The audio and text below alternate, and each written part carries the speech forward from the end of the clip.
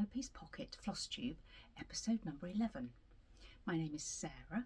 You can find me as Ascanius on Instagram, that's my personal account, and also Penelope's Pocket on Instagram, which is my little bag making business. Welcome if you're a returning viewer. Thank you very much for coming back. And if you're somebody new, I hope you'll stick around and see if you like what I do. And it would be lovely to have you join me in this floss tubing, stitching, knitting journey. And if I'm not for you, then that's absolutely fine. There are so many floss tubers out there. You'll find somebody whose work you love, whose personality you gel with. One day I will talk about the other floss tubers that I watch, and I do actually watch some people who stitch things that are not my bag at all, you know, not the sort of things that I would stitch, but there's just something about them that I enjoy watching and seeing what's out there. It's funny, isn't it, the people that you might watch, the people that maybe you don't gel with and you don't watch. But anyway, that's a bit of a side ramble. Today is, well, actually I'm doing today without notes. I know what day it is. It's Friday, the 26th of September, 2025. And that's unusual for me to know the day, but I know it because it's my daughter's birthday tomorrow. So I normally film on a Saturday and always upload my videos, or they go live on YouTube at 4 p.m. British time on a Sunday. So I normally film on a Saturday and then they go live on a Sunday. But we're going to go out tomorrow. We're going to the theatre, and yeah, as I said, it's her birthday, so I'm going to have a free day tomorrow. Is that all I need to say? I've said when it is. I've got Una with me today. Una, do you want to come and say hello? Do you want to come here? Yeah, before you settle down.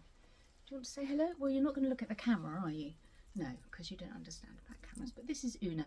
She's in with me today because we have builders on the driveway. She's loving every second of the builders on the driveway, barking at them, because that's what schnauzers do, isn't it? What's this over here? You look at the camera? No. All right, you can go in your basket then. Be a good girl. No barking. Off you go then. In your basket. In your basket. There's a good girl. Sorry, I've called you out of it and now I'm sending you off, aren't I? That's not very fair of me. So, as I said, no notes today.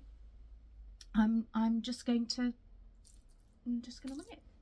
I always start with what I'm wearing, don't I? And I'll stand up. I think maybe if I stand there, you might be able to see it. She's going to think I'm going to let her out now. It's not a great view, but you can see the whole thing.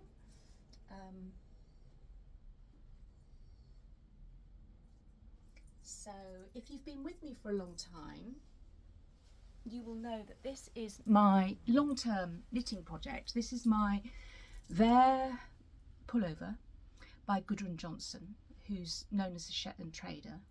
And this pattern is a reproduction of one her mother designed and sold through the original Shetland trader company that her mother had back in the 1970s. I think it truly does have a real 1970s vibe. I've talked about it a lot. Yeah, I'm so happy with it because I did not do a gauge swatch or a tension square, whatever you call it. It's knit with Jameson and Smith Shetland 2-ply jumper weight, which I've used many times before. So I actually just measured the gauge on a few of my other jumpers, and I can't remember what size I knitted. It was an educated guess, so I didn't just launch in blindly. I did know vaguely what I was doing, but I also know that sometimes tension squares lie. They don't always work out. My colours, that I did just leap into. I mean, some people would swatch to get a feel for the colours first. I didn't do that. I follow the pattern. It's a really well written pattern. It's got some nice waist shaping. It's slightly cropped. I have quite a short body. That's my body shape. I have a short body. I like cropped things. It had 2 sleeve options. You could knit a more fitted sleeve, or this I love it. It's like a balloon sleeve, or yeah, I do love it with these very long cuffs, tight fitting, very long cuffs, so you get that lovely blue. They were no joke, these sleeves. And I am grateful actually to Flosstube, to all you people out there, because I did one sleeve, and Sleeve Island is a real thing, but my determination to finish it so that I could show it to you just gave me that push to do the other sleeve, because there's a lot of knitting in that sleeve, really interestingly constructed, which I've talked about before in previous episodes, so I won't go into that now. And then I did the polar neck version, because this is going to be a warm sweater. I mean, it's Fair Isle becomes like a double fabric, because you're holding your the colour you're not using behind the colour you are using, so you get, it's almost like a 2-layer. So it's going to be warm. It'll be a warm jumper. I do like a polar neck. So there we go. That's what I'm wearing. I've got a cappuccino. I've not really been drinking very much coffee. I am a coffee lover, but my taste buds are still not right, and so every now and again I try. I think I'll have another coffee, you know, just to see if I like it again yet. And the answer has been no so far. But this mug, I don't know if you'll be able to see it. It's blowing out. Oh, there we go. Okay, so some friends bought this for my husband for Christmas a few years ago, but you know, actually it suits me a bit more. I'm a bit more like that than he is. So and it's, look, I'm going to make a mess drinking this, aren't I, because it's a bit foamy on the top. I'm going to have a sip. And Horace Walpole, who this is a quote from, in 1763, he built and lived in Strawberry Hill House, which is just up the road from us. It's actually a walkable trip.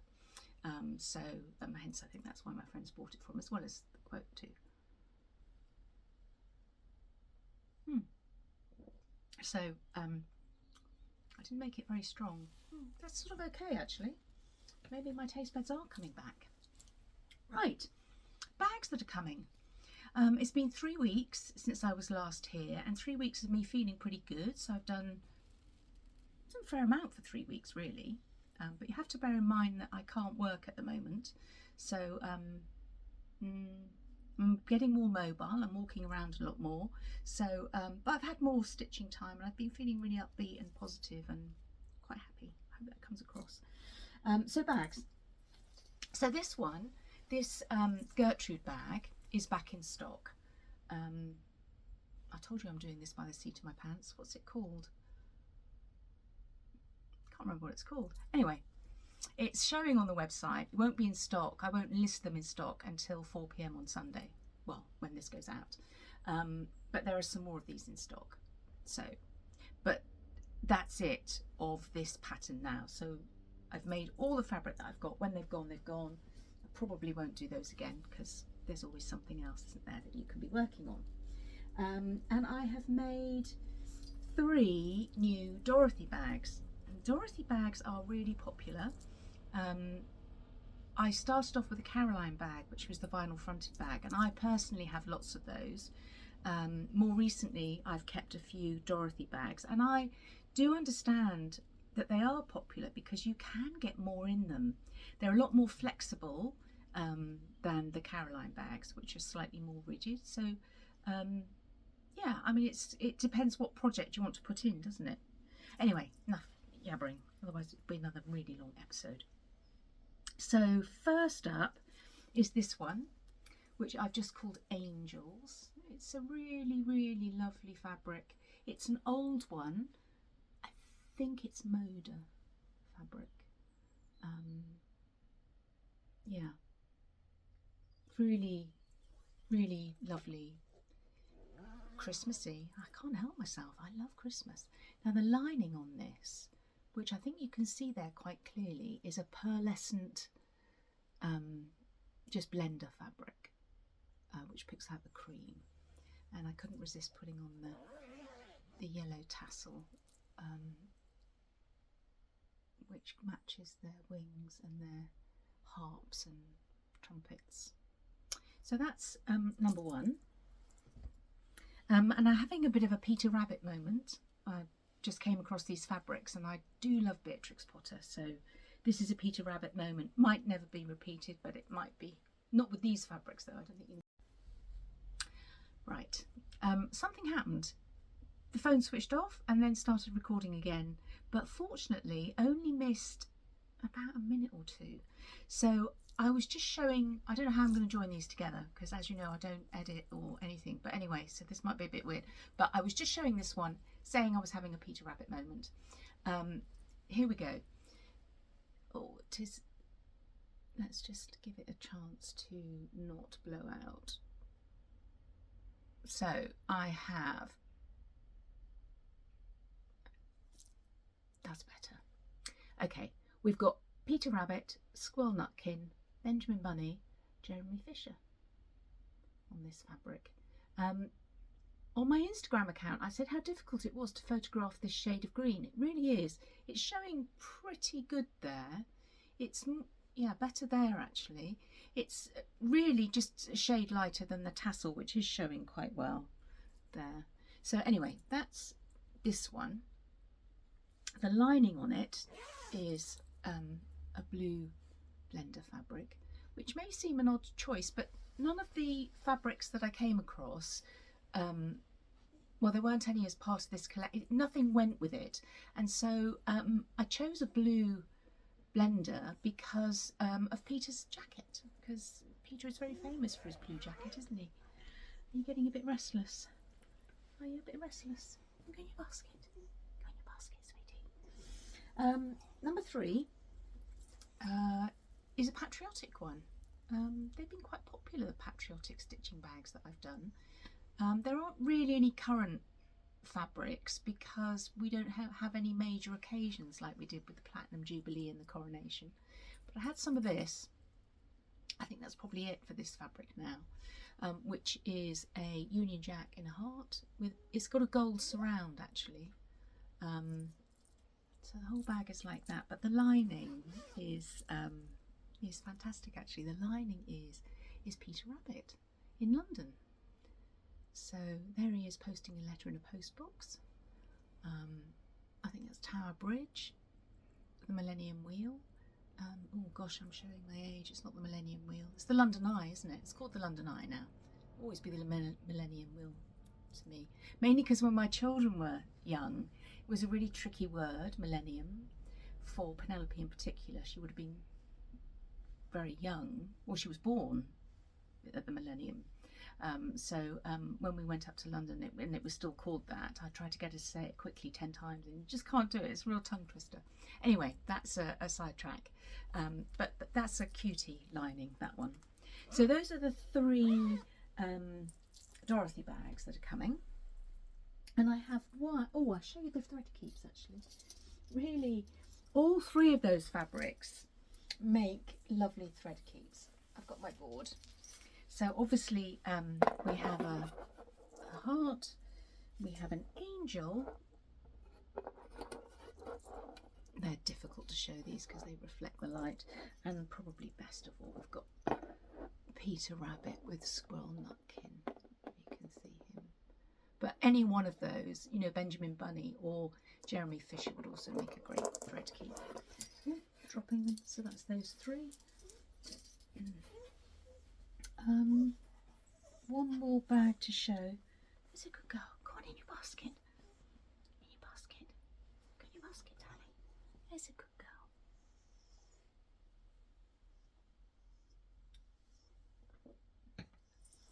And that's an Isabel bag. Now all of the Isabel bags are one-offs because they're made using these old camphor quilts that I cut up. This one probably is a complete one-off because I made it a different size. So it's big, it's bigger than usual. I think it's 2 inches wider than usual, but the same depth. You wouldn't want it any deeper or you wouldn't be able to get your stuff in and out. You know, you wouldn't be able to get to stuff at the bottom.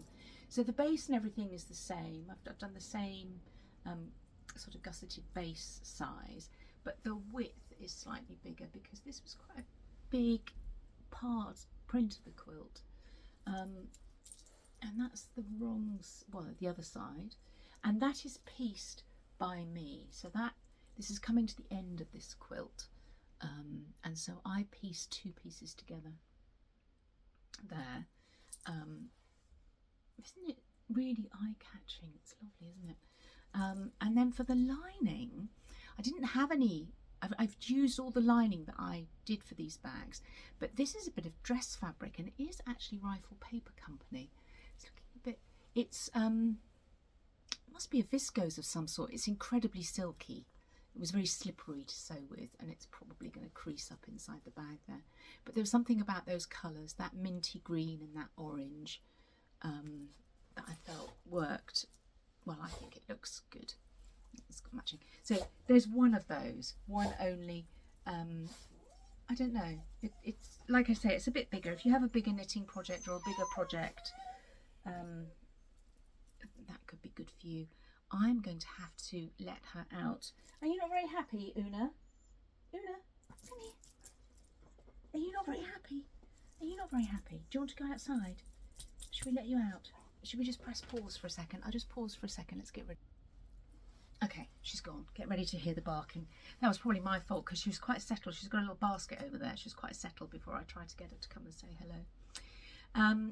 I can see the light is changing. It's a grey day here today. We've actually had some real beautiful sunshine. Yesterday I sat and ate my lunch outside, and it was glorious.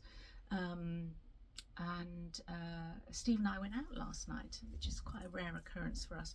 We went to go and see the Downton Abbey movie at a cinema, and it was really good. But I mention it because on the drive over to where we were going to go and see it, the sun was really low in the sky, and the car was warm with the heat of the sun, and you needed your sunglasses, and it was lovely. And today is grey, basically, so the light is not great. I don't have any professional lighting or anything, so there we go. Right, what's in the bag is the next bit that I've got ready here. And actually, first of all, it's going to be what's not in the bag, because my bag has got quite a lot of cross-stitching projects in it, and I've got a couple of knitting bags I'll show you first. So first up in this shoe bag, because I've got so many projects kitted up that I ran out of bags, is another Parnassia scarf. I'm not going to call it a shawl. It's not a shawl, is it? It's a scarf. I've done one of these already. I've shown one already, so I won't talk a lot about it. Super soft, done in I don't know how to say it, Biches and Bouches Le Gros Mohair. It's a lovely yarn. I picked mine up in the sale for I think £13 a ball, so this scarf will come in at £13. It's for my daughter for her birthday. It's her birthday tomorrow, so I've got to get it finished, and I am nearly there. I'm on the, it starts off with a point, pattern repeats, and then I'm decreasing. I'll definitely finish this after I filmed. So that I've been working on quite a bit over the last few days to make sure that it's ready for tomorrow. It's a really nice one to wear. It's like my little Cashmere Sophie scarf. It just ties around your neck. Yeah, really, I like them a lot. And the complete opposite of the next thing that I'm going to show you. So I haven't looked at this. It's in a big bag. I could do with freeing up this big bag. I haven't looked at this for many months, and I have said to you before that I don't put knitting down. I have put this one down, so it's going to be a surprise when I look in here and see what it is. But I'm hoping that all of you out there will, because I'm showing it to you now, I will pick it up and try and finish it. I don't know how close to a finish I am. This is, look at it. Well, I don't even know what it is. Well, I know what it is, but I can't remember what it's called. It's a shawl by Natasha Hornby, I think her name is. And I think she's called Moonstruck Knits. and I've done lots of her shawls. She's a brilliant designer. What is this one? This is Morgana. It's the Morgana shawl by Natasha Hornby. She's Dutch, so her name probably isn't really Natasha, but that's how I'm reading it. I started this, I cast it on and did the first few rows the night before I was admitted to hospital. I don't know why I cast it on the night before. I guess I just wanted something to focus on. I had bought the yarn. Well, let me just show it to you. This is where I am with it. I'm reminding myself. It's big. I usually knit big. I like big shawls. So this is where I am. So how did I see? Long time. I started this, if it was just before I went into hospital, it was beginning of July 24. I think I started it here. I started it here and I went all the way this way. And I got to that bit and I'm on that's the bottom corner there. It's not very clear, is it? That's the bottom corner. So I'm on the infill of the chevron design here. So it should be a straight edge when I finished. And I stopped because I think I'm going to run out of one of the colours. So I might have to adjust. I might have to make some adjustments. And so I started, then you pick up here. Or did you start here? Maybe you started here. Can't remember. And then you go this way. Look, I've stolen the needles. It doesn't even have any needles. I hope I've made a note of, I should have made a note of what needle size I'm using. I bought this yarn in 2020. I'd never used it before. It's called Einrum. It's Icelandic wool, so I think it's unspun Icelandic wool, so like, what's it called? Plotolupi, if you're a knitter.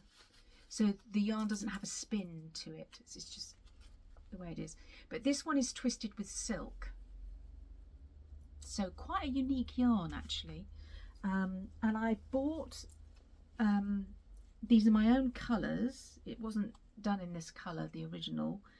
And I bought what the pattern said you needed.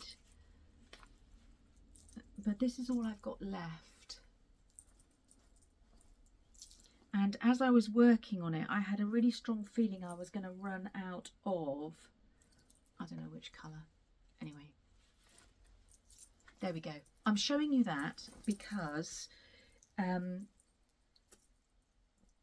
shouldn't have these big unfinished projects like this, because there's a lot of knitting in this, and probably still quite a bit to go, and it's going to need some severe blocking, because that should be a straight line along there, but you can see it's not. I don't know how it's going to turn out. Anyway, her patterns are usually very good. I'm not sure about how that's going to turn out, but it should be a big rectangle. So I've got a lot of things that I want to cast on, but I really, yeah, showing you that, I must pick it up, put the pattern over there with it. Right, that's what's out of the bag. Now in the bag, oh, and I've swapped my bag over. So I am now using, my tassels, I am now using my navy Alice in Wonderland bag, and these I've made some more of as well. So I didn't show you one when I was showing you the bags, but these are back in stock in this colour. I do have some more of the periwinkle blue, but I haven't made those for this update.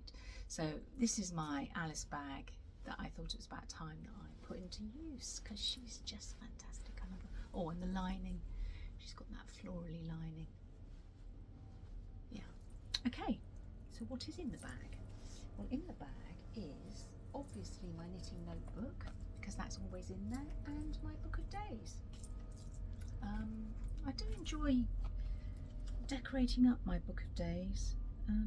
I write all sorts of stuff in here, but yeah, October's coming up, so I always write in there what I do, and I do stitch or knit virtually every day. It's really, really rare for me to not do something. Right, no particular order. I finally made a tassel for this bag. This bag has not had a tassel, and I've had it for such a long time. But this is that green that's difficult to photograph, and I just got some of this yarn that's just the right colour. So when I made one for the Peter Rabbit bag, I made one for myself as well. This is the bag that I house my Modern Folk Embroidery Quintessential Frisian Small Stitch Along in. And I haven't actually got anything to show because I haven't started this month's yet. It is super tiny, so I will start it, and who knows, I might even finish it before the end of the month. But I have got some fabric ready for it. Now don't laugh, because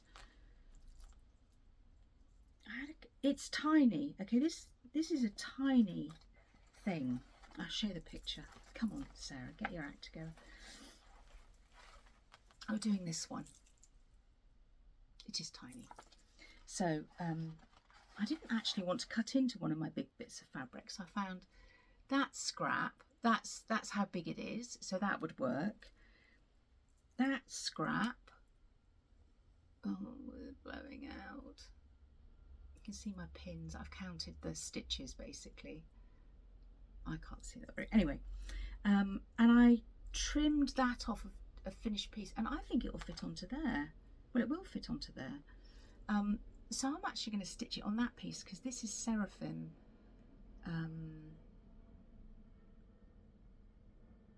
What's it called? I can't remember what it's called. She might be on here.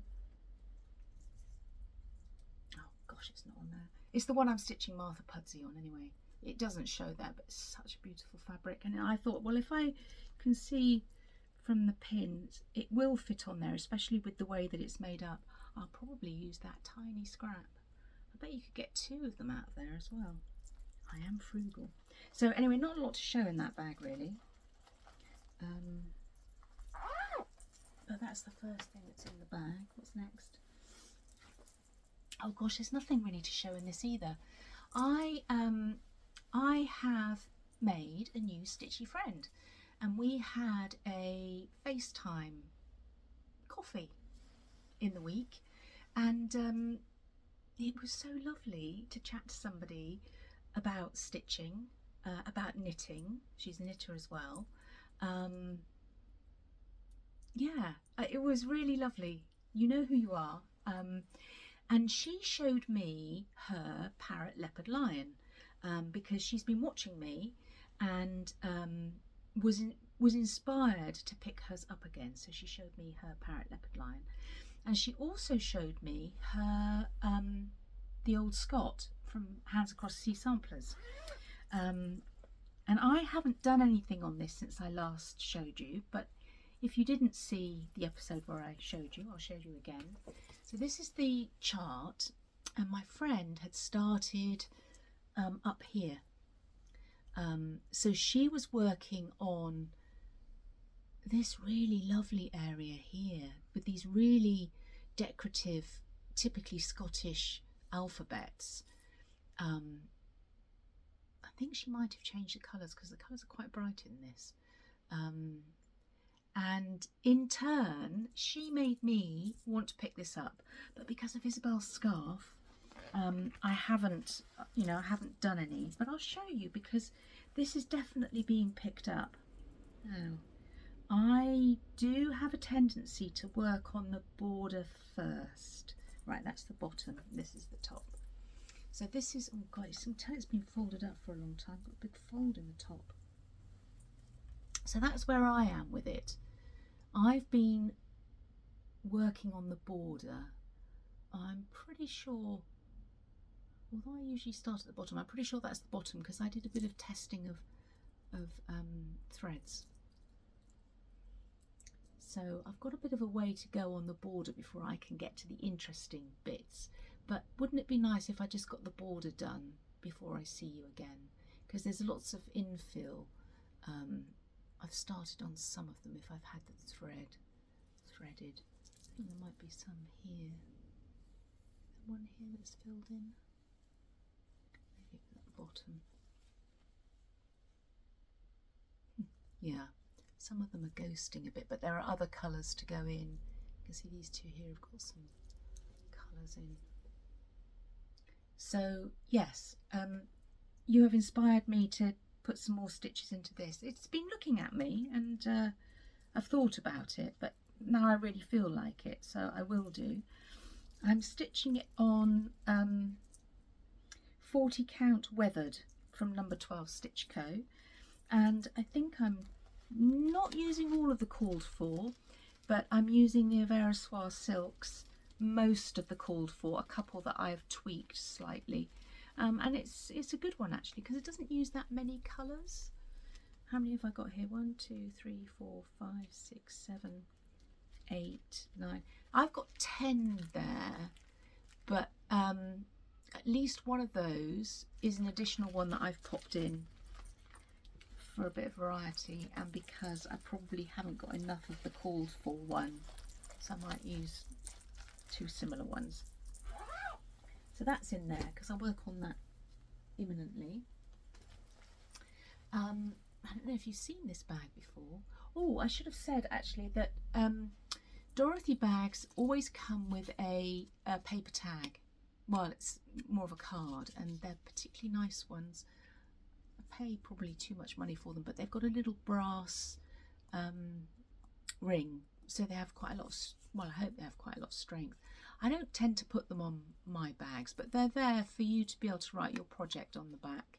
And so I always add those to these bags because you can't see what's inside. I quite like the surprise. I'm gonna have a quick drink.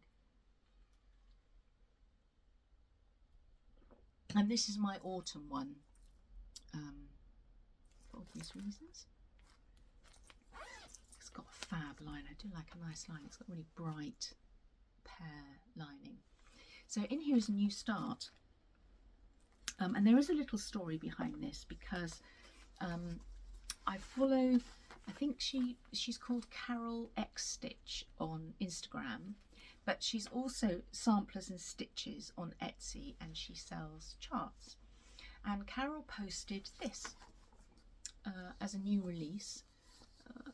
Let's try and get it to not blow out. Yeah. And I looked at it and I liked it, and I read what she'd written about it, and it's from a sampler that I'm sure she will reproduce, an antique sampler, stitched by a girl from Hampshire. And I've spoken in the past that I'm from Dorset, that was Hampshire before it was renamed, but so, and I hadn't noticed a Hampshire sampler before. So I reached out to her and contacted her, and I said, whereabouts in Hampshire? And it turns out it is an area of Hampshire that I know really quite well. The Hampshire, Dorset, Wiltshire sort of border, and the New Forest is where my roots are.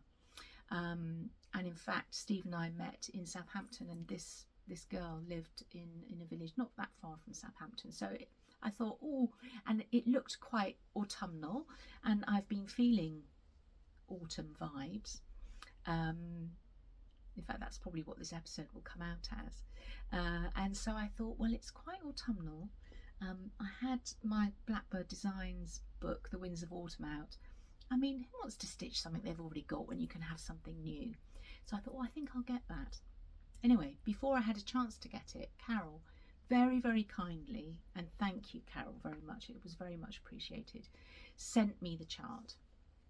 So this was a gift from Carol, and I have started it, and I did think to myself, that can be my autumn stitch for this year. I'd really like to get it out and done, but it is quite big actually. Let me show you where I am. It is being stitched on a piece of number 12 Stitch Co again, Atelier it's called, and it's 36 count.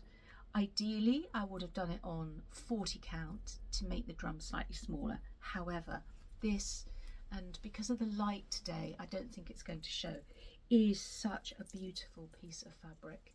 It's a mottled, creamy, truffly, browny. The mottling is gorgeous. Well, it does show a little bit there actually. You can see a bit of the mottling. Anyway, autumnal is the word. So here is where I am with it. Mid stitch, I think you can see my needle in there. So it was really the colours that made me think of autumn. I do seem to have stitched in here 2 tulips, which are not autumnal at all. However, the main feel of this piece, because of the colours, for me is autumn. There's a floating leaf here. I am missing a DMC colour, and the DMC colour I'm missing forms a gate here, and then there's a rooster probably on top of the gate, and it also forms the outline of the house here. But anyway, let me show you the colours. They're not in here. They're somewhere else. Sorry, I can't show you the colours, but it is, you have to take my word for it, it's very autumnal. What is in here, which is completely irrelevant at the moment, is a piece of Lady Dot Creates mushroom, yeah, which I thought would make a really nice top for it, because it really is blending with the fabric there. What else have I put in here? I've obviously been rummaging. There's a piece of russet pom-pom trim. I probably wouldn't put pom-poms and, oh, no, I probably won't put pom-poms on, but I obviously was having a rummage for stuff. So that's a new start. And I will definitely be working on that, and you'll see some progress on that next time in my autumnal bag. Next, this is my Sajou bag. These were so popular. I actually have some more of the pansy fabric. I could probably make another 1 or 2. Might do that. In here is a daily reminder by Brenda Gervais. And if you've watched my episodes, you will know that I am doing completely my own thing on this. I have a piece of artwork, and I have picked colours from that piece of artwork so that I can hang these 2 pieces together. Strange but true. I've been very kindly lent this chart because Brenda Gervais patterns are very difficult to get in this country, and I missed out on that when it came out. Somebody very kind, Alison is very kind, has sent it to me and lent it to me. So I've done so. I hadn't done any on this before. The last episode you didn't see this. I hadn't done anything, but I have now. So this is being stitched on a piece of mason linen. I can't remember what it's called, but I won this as, from a giveaway that Katie Strachan did. So Katie had used a piece, which is why there's a bit missing, and hadn't enjoyed stitching on it for whatever reason. Probably the colour. I have to say it's tricky to stitch on. You have to get your eye in. But it just seemed perfect for this. So this is my version of, sorry, I don't iron anything. What's it called? I've forgotten already. A daily reminder. This is my version. So obviously I've changed the colours. And since you last saw it, my board might make life a bit easier for me if I use my board. And hold it with one hand, but better. So yeah, that is better, Sarah. So since you last saw it, I had a few strawberries to finish here, so I did that. I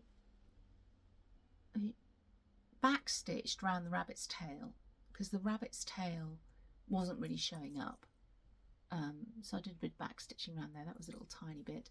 And the main thing I've done is this sawtooth border, which is satin stitch, probably was about here. So I've taken it up here, and I've put in the alphabet. Yeah, I'm working on the I, and the J is in the top corner. So I'm nearly at the top. And I've also put in this motif here. I still haven't put in the curtains or the door because I don't know what colour I'm going to do those yet, and I will decide. There's a big flower basket here, there's like a bird here and a smaller flower basket and the wording here. When I've got some of those other things in, I'll decide on the colour for the windows and the door. So that's where I am with that. These are they're called Smyrna crosses. They've been challenging for me. I don't know whether it's because I'm stitching, you're stitching the letters on their side. I might have a bit of a dyslexic tendency going on there, that it's just weird stitching letters on their side. This dark linen is difficult to count. I've had a few challenges with those. And this, if you've not watched me before and you're working on this, I will say this again, so I know I'm repeating myself. But in the chart, there are 2 stitches, make sure I get the right side, 2 stitches between the last railing and the gate post there, but on this side there's only 1 stitch, and I didn't notice that. I'm just off merrily leaving 2. So all of this side is out. I fixed it. If you were to watch the episode where I talked about it, I would explain how I fixed it, because I can't remember how I did it now. But I know that this, I'm okay counting. I've remedied it, I've fixed it, and it's okay. But just in case you are working on this, just watch out for that, because don't do what I did, because it caused me I had to do a bit of thinking. And I now know, because I know that these are right. Well, I hope they're right. They're definitely right on that motif there. I'm pretty certain these are right. This sawtooth border, which is obviously over 1 thread, is 1 thread out. Who knows where? Looks all right. But something will have to happen when I get to the corner, because the corner's really nice actually. Can you see? That corner is correct. Don't know quite how I'm going to deal with that when I get. Well, I will deal with it when I get there. It'll be fine. But it is that's 1 thread out, and I'm not going to go back and find it. There'll be a fudge that I can do at the top. Next, my parrot leopard lion. Gosh, I do love this project. This is I could easily just, well, I think I could easily just work on this all the time. I really love it. But I have to have other things to show you, so it keeps me going on other things. So you're very good for me in lots of different respects. So I don't need the board for this one because it's too big. Here I am. So last time I showed you, I had done the blue part of this flower. I'm going to call it a flower. And now I have filled in the non-blue bits. So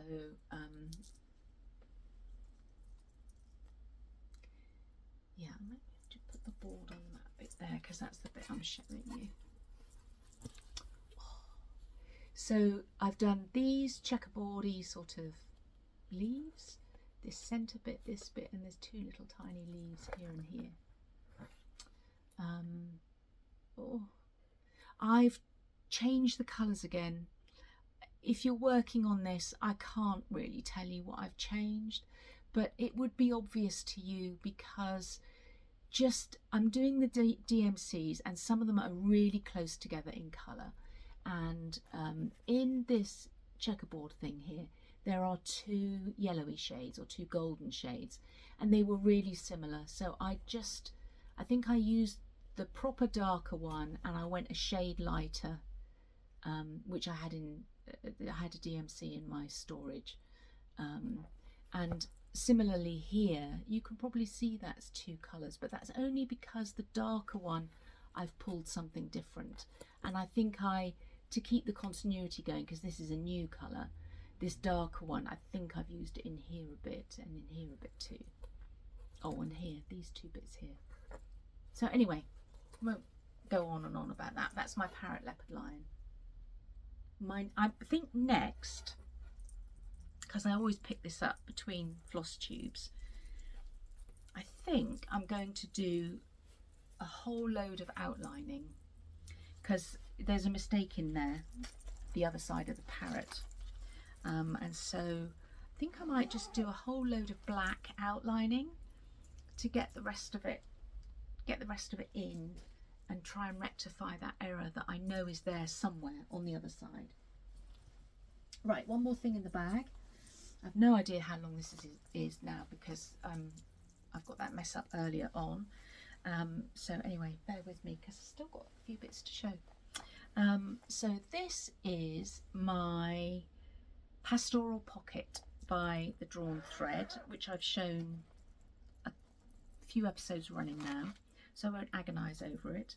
I'll just quickly show you what I've done since you last saw it. And it's not a lot really. I have finished filling in this house, because last time I'd worked on it,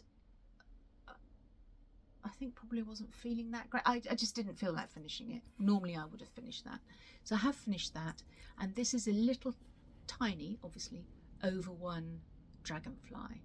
So, well, yeah, it is a dragonfly. So that's gone in as well. So a little bit of progress, not a lot, but a bit. I've also put in the marking line here, because this is the back. That is the flap, obviously will flap over like that, and this now is the front of the pocket, which I will probably not have started next time you see me. That's my feeling. I don't think I will have worked on this. I think I will be concentrating on other things, so you might not see this for a while. That's that. And that is the empty bag. So that's everything. Well, that's what I've worked on. There are plans in there, because I've shown you things that I haven't started yet, because I mix everything up. So yeah, plans and what I've worked on. But there are other things that I've worked on as well over this side, because I've had some finishes, but I'm not going to show you those just yet. Let's talk about what I've been buying.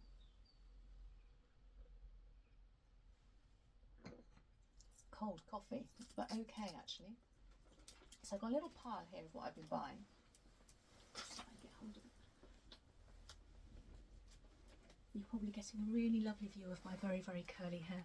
I feel like, when is my hair gonna stop growing vertically? And I think it's because it's so thin. When is it going to start flopping over? But it's just not happening, and it is so curly. It's like the tightest perm you've ever seen. It is a chemotherapy phenomenon, I've been told, that your hair grows back curly. Anyway, that's every hair is a good hair day, because I have hair. That's the way I have to look at it. So what have I been buying? Old stuff. I'm so excited about this, because if you watched my Scottish episode, I talked about Morclin ware, and I showed you my little collection of Morclin ware, and I talked about oh, I think I've got something to tell you. Is it from the last episode? Anyway, that can come in a minute. I talked about my little collection of Morclin ware, and that there were 4 main types. The type that have that are like souvenirs, and have landmarks, or like Brighton Pier, or some railway or gorge or seafront or the Eiffel Tower. Those are quite common. Then there's the tartan ware. If you didn't see the episode, I've actually got a piece here. Let me just put it down off the shelf. The tartan ware. They're all tiny things. I've got some cotton in there. Look, it's a cotton reel box. You can pick that up. It's not overly cheap because it's rather beautiful. But anyway, those you see. Then there's the fernware, and finally there's seaweed wear. The seaweed one's really rare. I found a piece of seaweed Morglin wear, and I £5. So exciting. I don't know if it's going to show that well there, but that is seaweed. It actually says in really tiny letters, oh, lighting, I think it says South Coast Seaweed on the bottom. Now, it did have a little tiny bit of water damage to the top, and I have managed to rectify that using a variety of methods. Vaseline, mayonnaise, bizarre, and a little tiny bit of bicarbonate of soda. It's more or less completely gone. I didn't want to take it any further with the bicarb because I wouldn't want to take that transfer off, and the water damage is just in the varnish on the top. But for £5, yeah, I'm chuffed to bits with that because it is rare. You do not see the seaweed. Do not see the seaweed bits. And then all of this stuff is just so lovely because they're all just so tiny. Love it. So really, really pleased with that. So yeah, that was a brilliant buy. Now, sorry to show this because I haven't got any more to sell. I might be able to do some in another colour. And I spoke about this last time. They went like hotcakes. You love bees, but for me, I do like bees, but there was just something about this colour, and it's oh, can't see.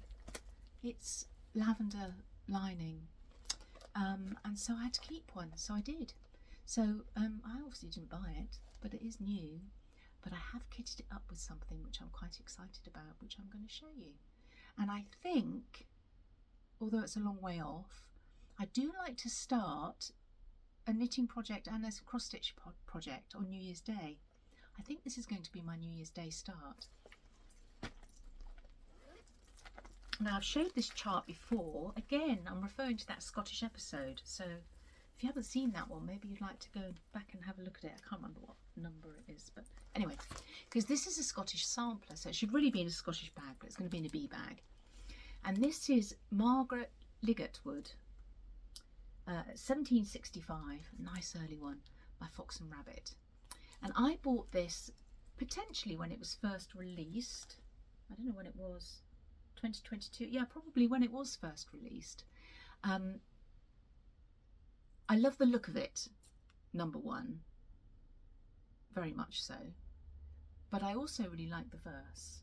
Now the verse reads, I've read it before, I'll read it again. There is in man a lust no charm can tame, of loudly proclaiming, publishing his neighbour's shame. On eagle's wings immortal scandals fly, while virtuous actions do but live and die. Oh, just absolutely love that. And that's still so true today. Don't we all just love gossiping about bad things rather than good things? And it brings a smile to my face every time I read it. And a friend and I have had a good laugh about this.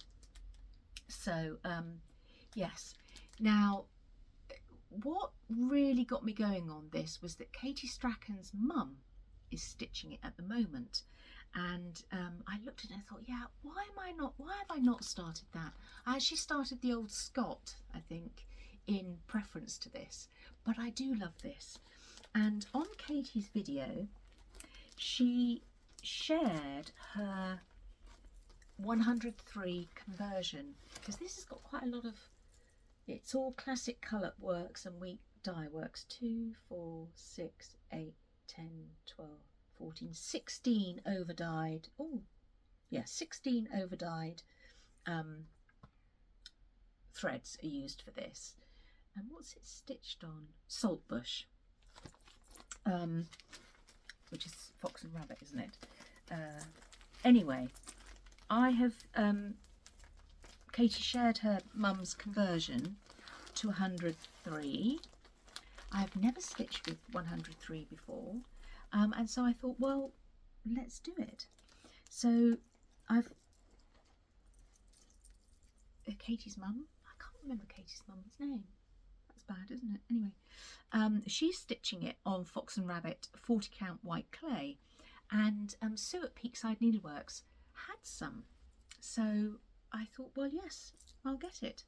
So I've got a fat quarter, it'll be, won't it? Yeah, of Fox and Rabbit's white clay, 40 count. So that I've just bought. That came from Sue. The chart I already had, and then I've bought some 103s. Now, if you are a British stitcher and you use 103s, I don't know where you get them from. I found a few places that sell them, but nobody had all of the colours that I need. So I ended up going to 123 Stitch. So I've got a 123 Stitch order as well to get my 103s. I managed to get one of the called for from Sue at Peakside, and I obviously would like to support our British companies, so I bought that one from Sue, but all of the others I got from 123 Stitch. Anyway, I thought to myself, how do you store your 103s? So I've made something. Brewing in the back of my mind has been making a pouch of some sort to use up some of my Cantha quilt offcuts that are small. And so I suddenly thought, well, I could make something to put my 103s in, so I have. I don't know if I'd sell these. I don't know if there would be a call for them or whether they're good enough to sell. But this is an offcut of one of the Cantha quilts. It's very floppy.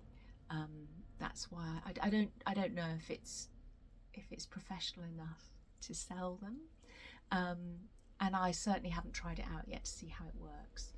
But so this is the home for my 103s. See what I mean? It's got no substance to it. It doesn't matter for storing them because obviously they are kept flat in the bag. But yeah, certainly it's not looking very good when I come to display them, is it? That they're all falling over. But these are the colours, most of the colours. They were 103, but they were also Soie Gobelin as well. So I've got one of the Soie Gobelins, all the rest of the 103s, and 123 Stitch obviously don't wait for things to come into stock before they send them, because I think there are 2 that were out of stock that are still to come. So there we go, put it on a board to give it a bit of substance. So those are the colours. A lot less. Oh, actually, I'm channeling Katie. Isn't that what she does? Drops them every time. So a lot less colours than on the chart, and I'll have to figure out where each one is used. But yeah, that's my attempt at making a receptacle for them, and I will use it and see how it goes. It's very these Cantha quilts are difficult to make something tiny out of, because they're so thick that you couldn't have I don't feel you could have a seam. Maybe you could have a seam and that would give it more structure. Anyway, I'm rambling now and I have to pick those up later. But I quite liked the way that, you know, I like things that match. I quite like the way that pink went with the lilac of the lining. So I shall be keeping them in there in my bag. And that's what I've been buying. So I bought the fabric and I bought the threads. So also from Sue at Peakside, there are some threads there for my Samplers and Stitches drum. I think it's called It's Good to Be Home. I already had juniper, but probably haven't got enough of it. And I didn't have that, and I was going to use an alternative, but as I had to do an order, I thought I'd just order it. So they came, and that wasn't quite enough to hit the free postage. So I thought, well, I need another chart. But I do love these. I really love them. But I do understand now why sometimes when these are advertised it says cardstock, because this is as flimsy as anything. It's just like a piece of paper. And I've never had one like this before. The ones I've had have always been card. So I was quite surprised when it arrived that it was quite so flimsy, but it doesn't matter. I mean, I've got the chart, that's the main thing, and they are great, those ones. So the other stuff that I bought from 123 Stitch, I will show. Oh, sorry, that's really noisy. I stitched something on Picture This Plus Swamp. It's a Christmas stitch, and the fabric was gifted me. It was Karen. I think it was Karen. A long time ago now. It was the first time that I realised quite how lovely stitches are, because this lady who I'd been following had stitched the same piece. It's Jingle Bell. Anyway, I'll show it at Christmas. And I said, oh, I haven't been able to get that fabric anyway. And she sent me a piece. I loved using it. And because I'd been sent it as a gift and I didn't use all of it, I gifted it on to somebody else so that they could stitch the same piece on the same fabric. So I didn't keep what was left. I also sent it to somebody else so they could stitch it. And they had it 123 Stitch.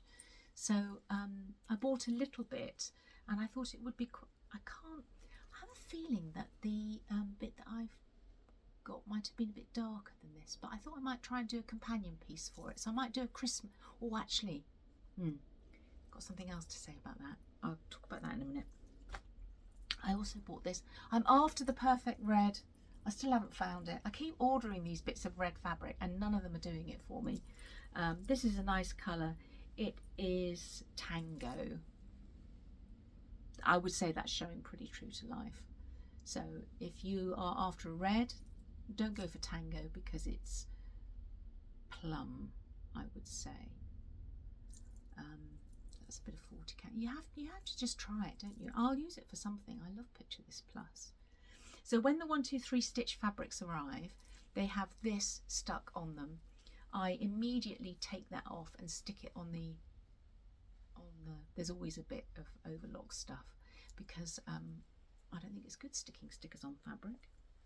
So I bought that, and I bought 2 charts.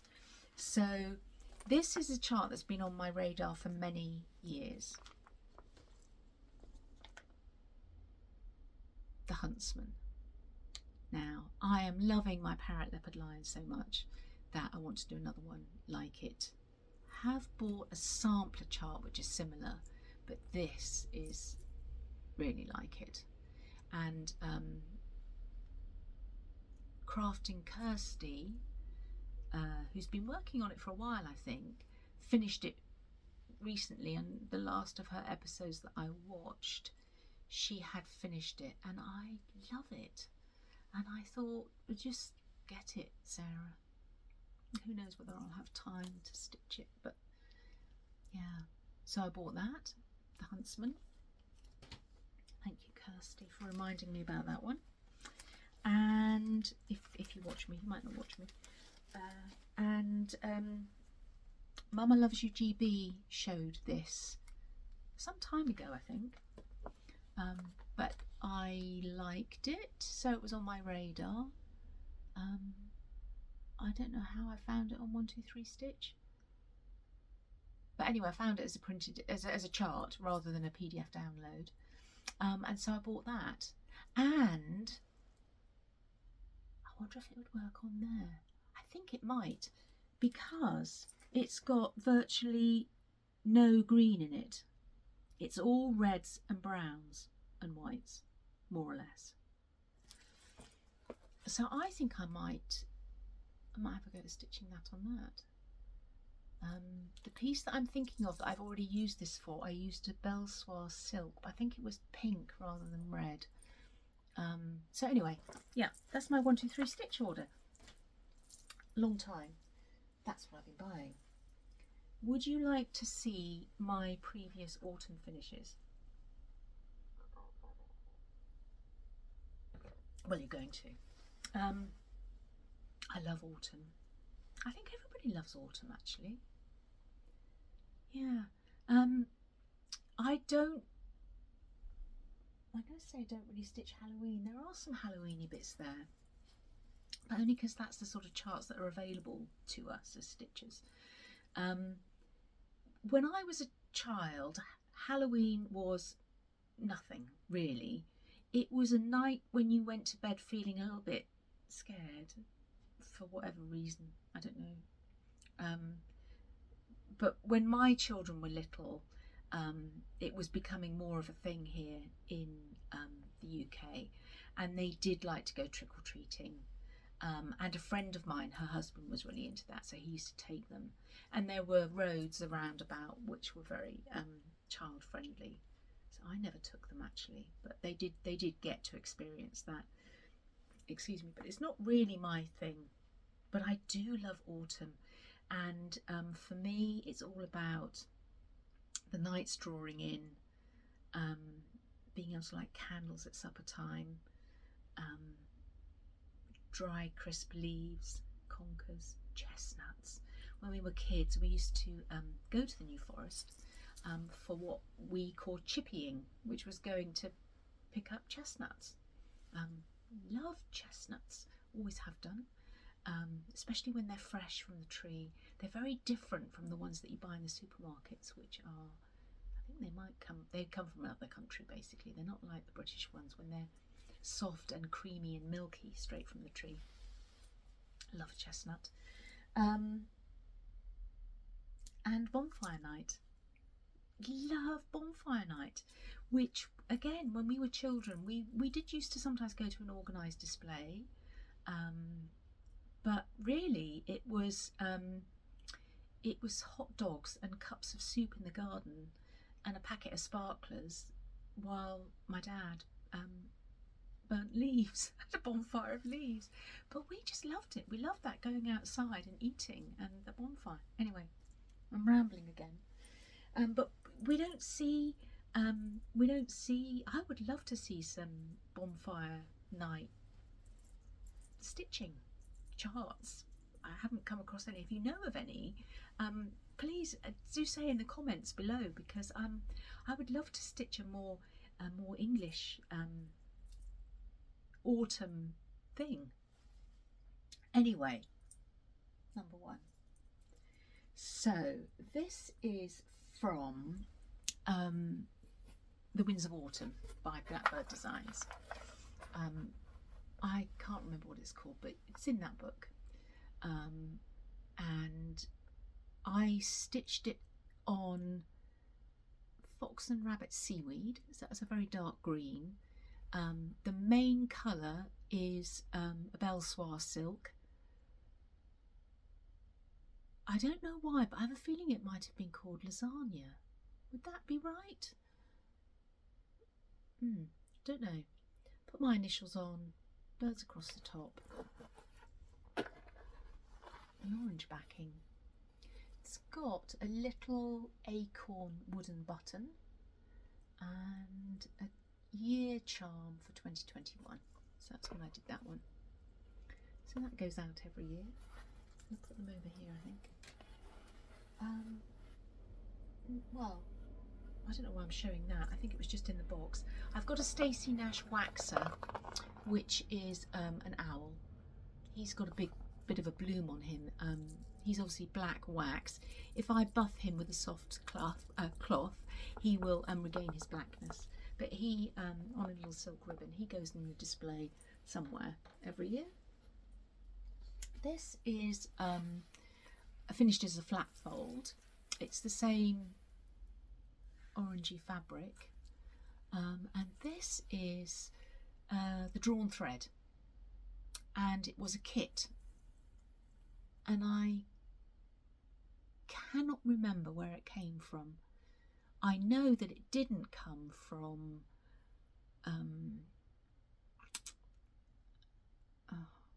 Sarah, words. There's a shop in Wales that sells kitted up drawn thread charts. I know it didn't come from there. I might have bought it on eBay actually, but it was a kit, so that is NPI silk. with some over one, and I love it actually. So yes, that comes out every year. I have 3 here which are la-di-da, and this was a chart called A Murder of Crows, I think, and I'd always liked this chart. So all 3 were on the chart. I sold the chart actually, because I knew I would never do it again. These 2 here, I think that looks like Weeks Grey to me, Confederate Grey, were stitched as per the chart. I've never been 100% pleased with the finishing of these, because I actually used a furnishing fabric for the back, and it's really thick. Well, because it's furnishing fabric, it's a thick velvet, so I couldn't really get the tight corners and things that I would normally like. But anyway, so, and I've dated them, haven't I? So I put my initials on and dated them to that 23, yeah, 2023. So it's those 2. Now I'm putting them over there. And then this was the 3rd one. And I think in the chart that was a jack-o'-lantern pumpkin. And as I said, I'm not really terribly Halloween minded, so I changed it for a cherry like the others. Did I do it over 1? No, I think the pumpkin might have been over 1, but that's just over 2, but everything else is as per the chart. And that's just got a fabric backing on it, that one. But I did them all at the same time, and I was drawn to these because I work in a pre-prep school, and we have a problem with crows who are clever, coming into the classroom looking for food, and being able to open children's lunch boxes, which isn't good, is it? And so we have Colin the Crow at work, or we had. I guess he's still there. I obviously haven't been working for a while, but he probably lived for quite a long time. So this made me think of Colin the Crow and him hopping around and showing no fear of those little lovelies, and getting into their lunch boxes, and then, yeah, actually hopping into the classroom as well. So that was one of the reasons for doing that. Those stitches. This is a lovely one. This is the Scarlet House. I sometimes might confuse a Scarlet House and a Scarlet Letter. I think I did that on an episode. But this is definitely Scarlet House. And I think it's called Penny Pumpkin. But I did it in 2022. So I put my initials on and dated it. Oh, it's blowing out. It's on a... I think the fabric dye was called Mountain Air. Oh, the sun's coming out. I bought it from Sue at Peakside Needlework. It's 40 count. I do love this. It's got quite a lot of over 1 on it. I mean, yeah, quite a lot of over 1. I obviously did my initials in the year over 1, but all of these little stars, and they are lovely. Ooh, blowing out. They're all over 1. So quite a bit of stitching in this, but it's rather lovely. And I do love pumpkins. It's a bit of a standing joke that I buy pumpkins, and because I don't carve them, I just love them for their shape and their colour. They can hang around for quite a long time, like almost till Christmas. And it gets to Christmas and they're like, are you going to get rid of those pumpkins? Another one. Oh, this is probably a favourite of mine. This is also from Blackbird Designs, Winds of Autumn.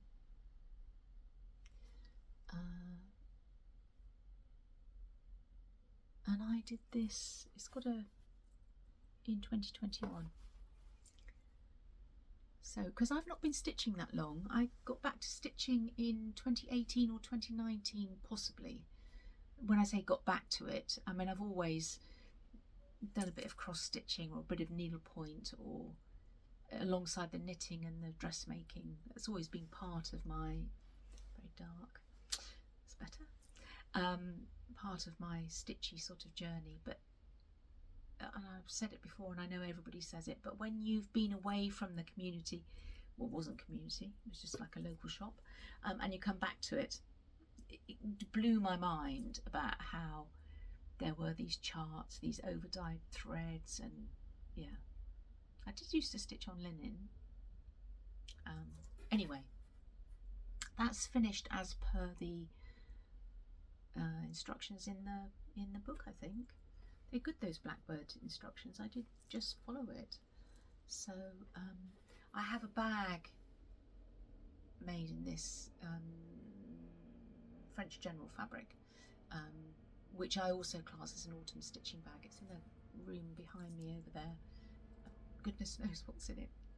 Probably loads of half-started things. There was there's a little wooden oak leaf on there that I've got dangling, and there was a button from my grandma's button box before I sorted it out years ago. But I was really pleased how this turned out. I hand stitched on that bit of rick-rack, catching it on the corners, and yeah, I always stuff with sawdust. I have maybe 2 things not stuffed with sawdust, and one of them you're just about to see, but I always stuff with sawdust. So that's I'm very fond of that one.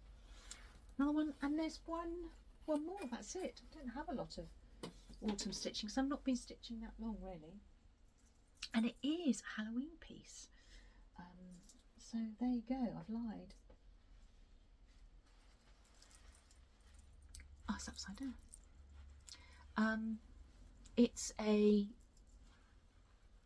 la-di-da, trick or treat, and there's a I would quite like to do the other one actually, because there is a partner piece to this.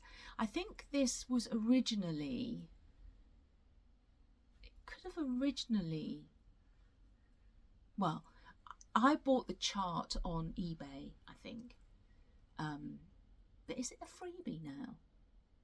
I think it might be a freebie now.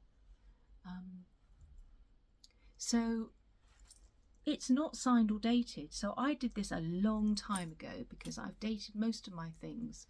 So I think this must have been quite an early, I don't know how I would have come across it, early thing that I stitched. It's all stitched in silk. This was XJU Designs silk that I bought, which is very matte. It's stitched on Havana by Weeks Dye Works. I did a herringbone stitch around the edge.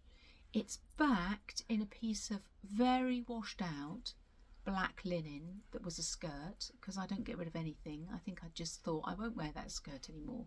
It was a wraparound skirt which you had a belt on, and it had like a paper bag top.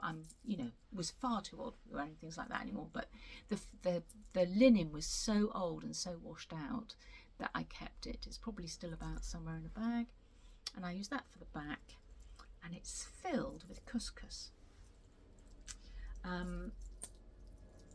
Doesn't smell or anything, so I mean, who would have thought you could fill with food stuff? But that's why it's so. I think I probably had been watching Flosstube, and people talked about filling with sawdust. Well, I get my sawdust now from my dad. I get him to keep it for me when he's log sawing and stuff. And the lizard litter or crushed walnuts, and I think I probably thought, well, anyway, it's got. I probably anticipated I would have changed the couscous by now, but there it is, still in there. And that's my sort of one Halloweeny piece. I've got one other thing to show you. I'm running out of space. Remember my stuffed zebra story? That's a company called Made by Swimmer, and she makes these, and I bought one of these one year because I just thought he was great. I don't know if you can see him that well. Let me leave that board back. So on an old cotton reel, a wooden cotton reel, and he's a crow, isn't he? Look at his little eye and his party hat.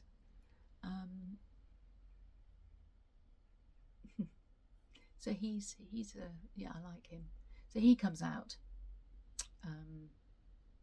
this time of year, and I'll incorporate him somewhere. That's it. Okay, let's move on. Oh, I meant to do this right at the beginning, because the chances that this person is going to have made it this far into the video are minimal. That's what happens when you don't have notes. But anyway, never mind.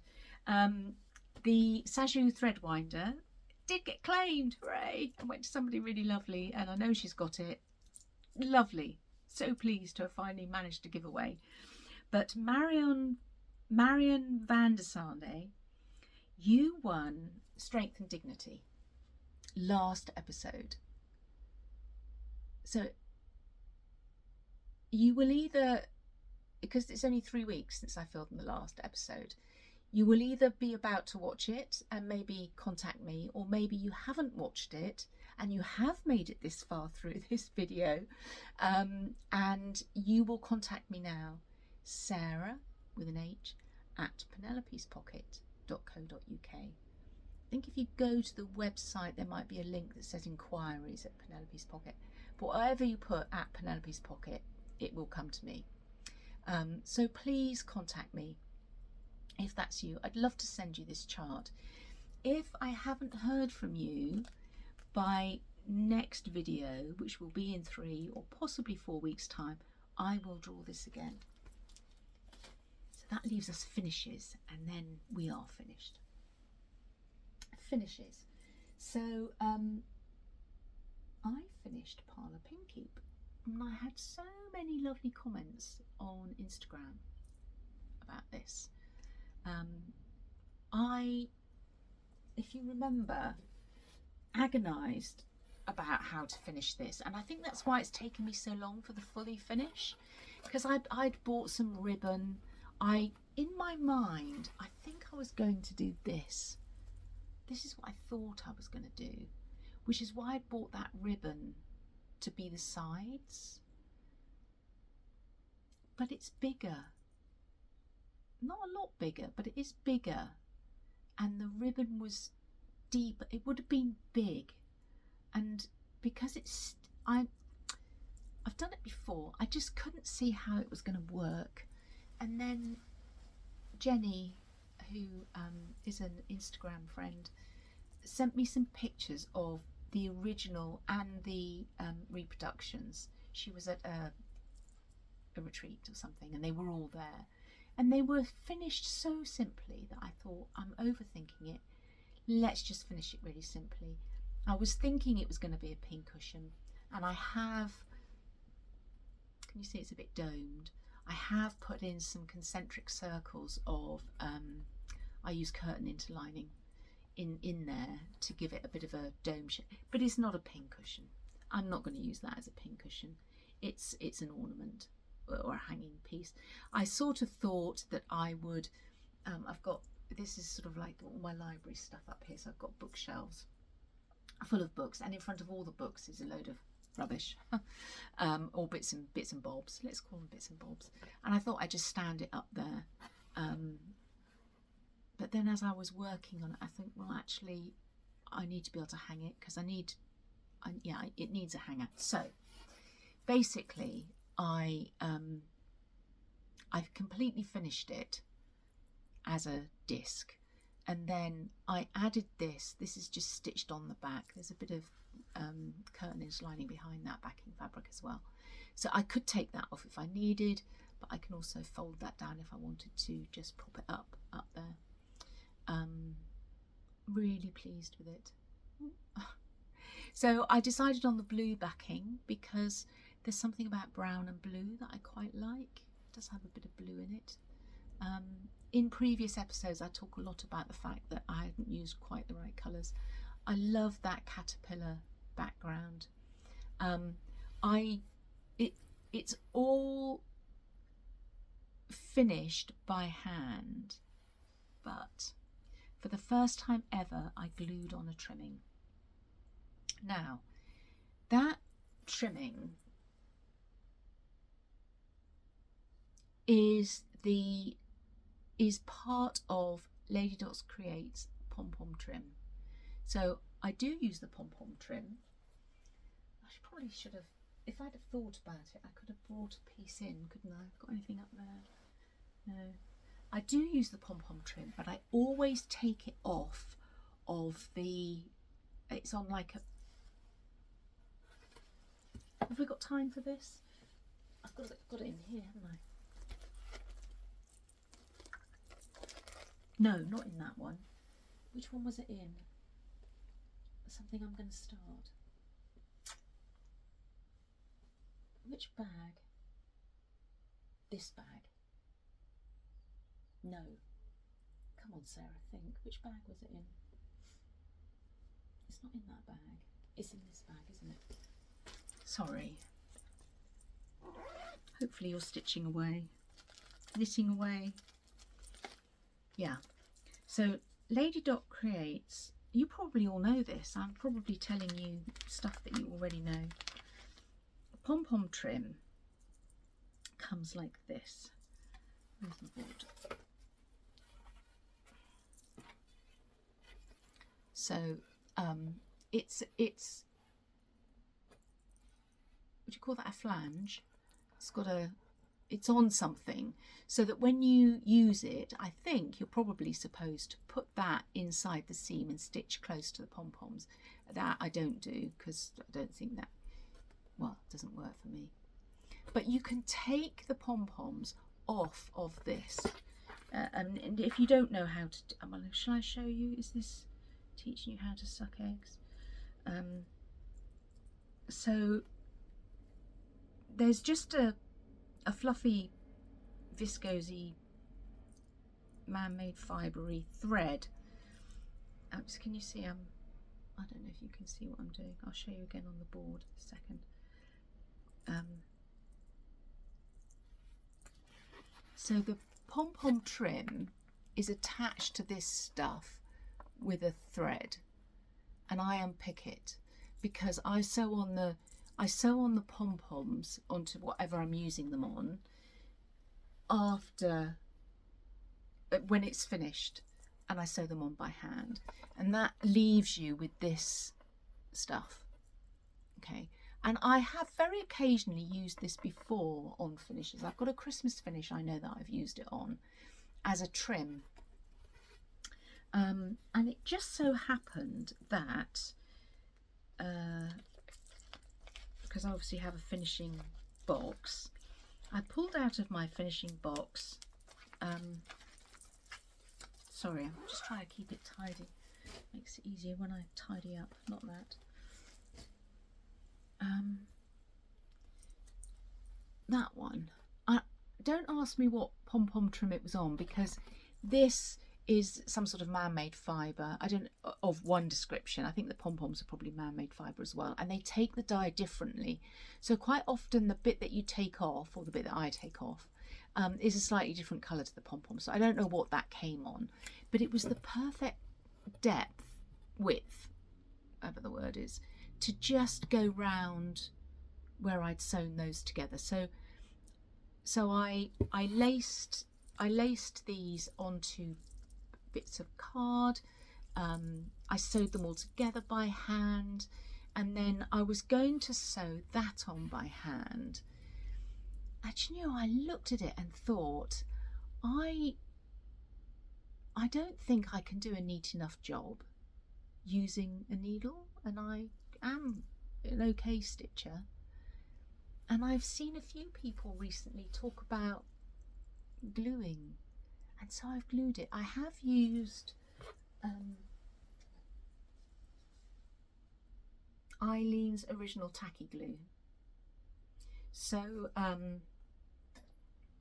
America's favourite apparently. I don't know where that came from.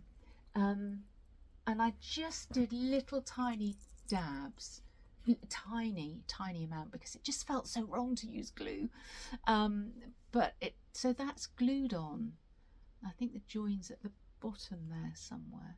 You can perhaps just see it just there. I just folded it over and yeah.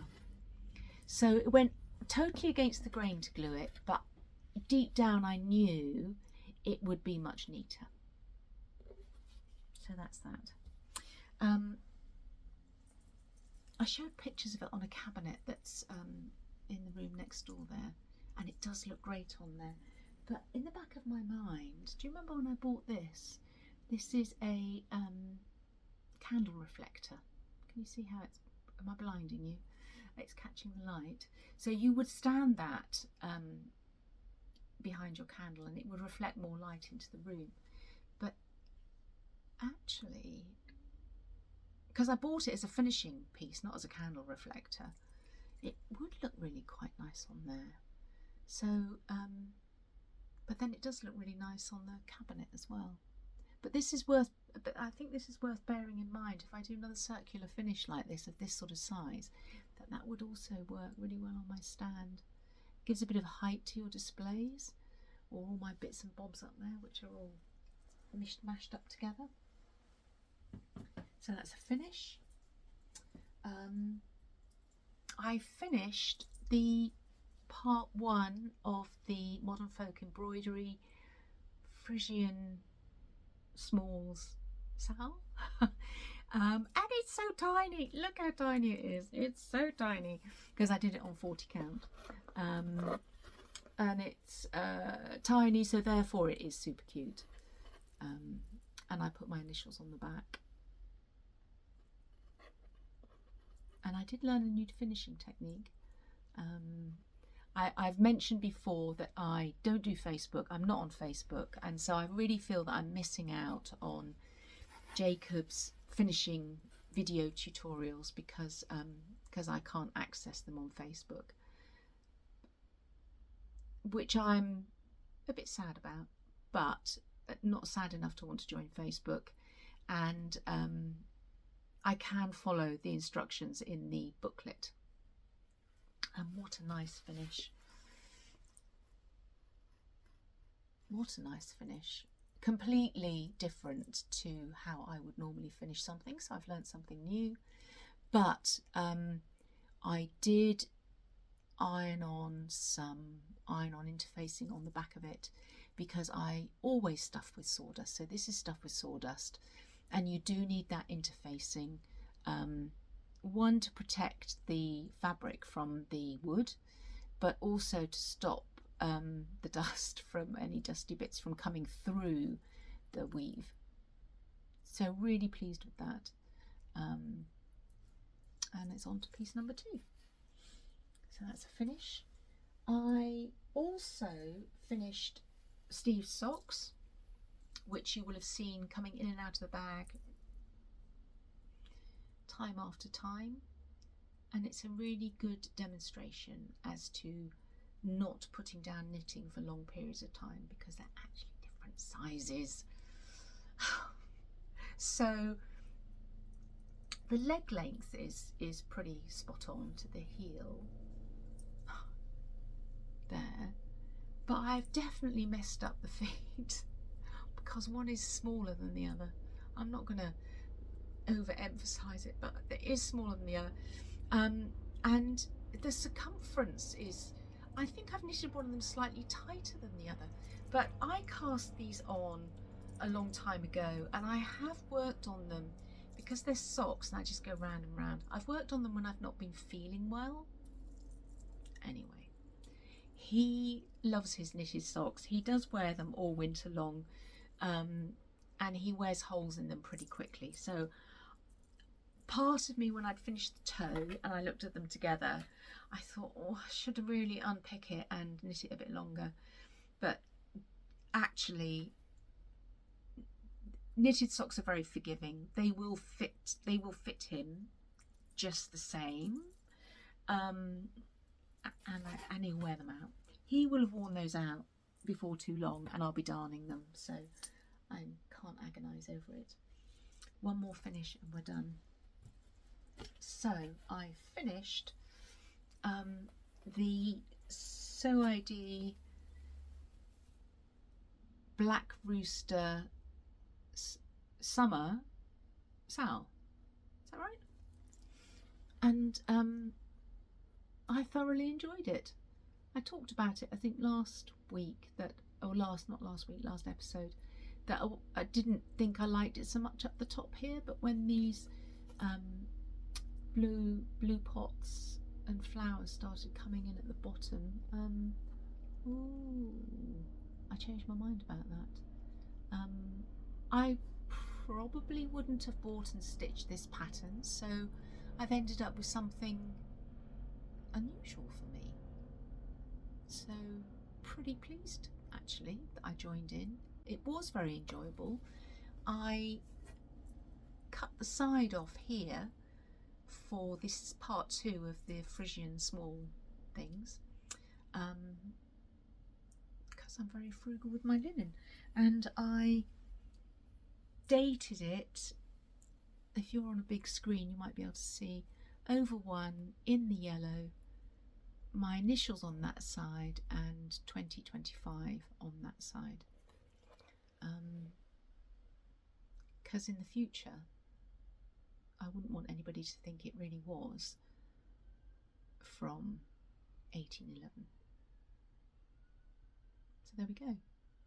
So I originally thought it was an ideal piece to have a practice hem stitching on, but I actually think I might frame it.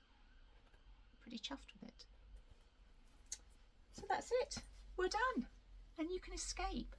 On my phone it's saying this is 1 hour and 26 minutes, but I know that I've got a section to add on somewhere if I manage to join them together by some amazing technical feat. I will. So it'll be much longer than that. It's probably more like 2 hours again. Sorry. No, I'm not going to say sorry actually, because I quite like a long video because it gives me an excuse to sit down for a bit longer. And a lot of you tell me that you like a longer video as well. So there we go.